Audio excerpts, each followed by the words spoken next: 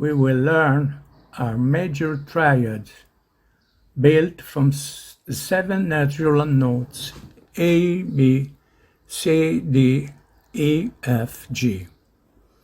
These are termed natural because they have no sharps or flats, in combination with the letter name. The letter is also called the root.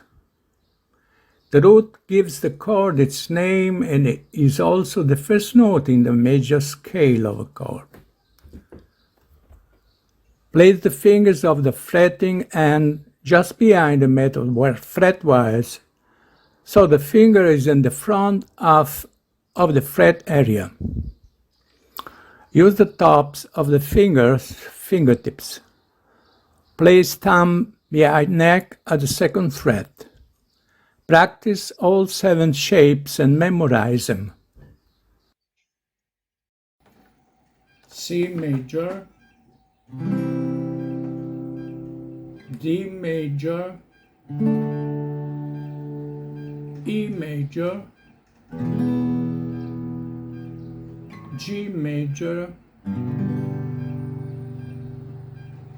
A major, F major,